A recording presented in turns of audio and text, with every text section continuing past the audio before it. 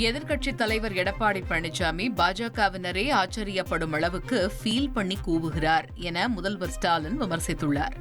அறநிலையத்துறை சார்பில் பள்ளி, கல்லூரி தொடங்குவதற்கு எடப்பாடி பழனிசாமி எதிர்ப்பு தெரிவித்ததை சுட்டிக்காட்டி நிகழ்ச்சி ஒன்றில் தாம் பேசிய உரையை எக்ஸ் தள பக்கத்தில் முதல்வர் ஸ்டாலின் வெளியிட்டுள்ளார். அதில் பாஜகவுக்கு பின்னணி குரல் கொடுத்து வந்த எடப்பாடி பழனிசாமி பாஜகவின் குரலாகவே மாறிவிட்டார் என்று கூறியுள்ளார்.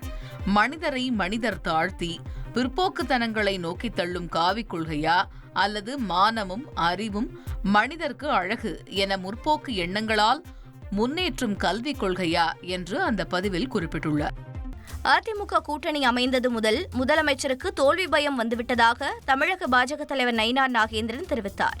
மதுரை விமான நிலையத்தில் செய்தியாளர்களிடம் பேசிய அவர், முருகன் மாநாட்டிற்கு லட்சக்கணக்கில் மக்கள் வந்ததாகவும் அவர்கள் கட்சி கூட்டம் நடத்தினால் டாஸ்மாகில் தான் அதிக கூட்டம் இருக்கும் என்றும் விமர்சித்தார்.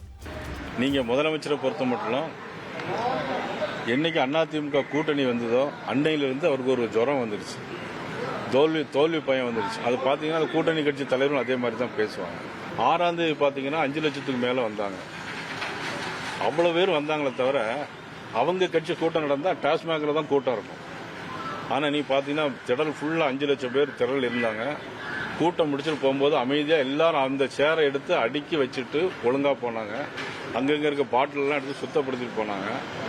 இதுதான் ஒரு ஒழுக்கமான மாநாடு, முருக பக்தர்கள் மாநாடு. அவங்க நடத்துற மாநாடு அது மாநாடு கிடையாது. ட்ரெண்ட ஃப்ரெண்ட் ஆக்கிக்கோங்க. தந்தி டிவியின் சப்ஸ்கிரைபர்ஸ் அண்ட் ஃபாலோவர்ஸ் குடும்பத்துல நீங்களும் இணையுங்க.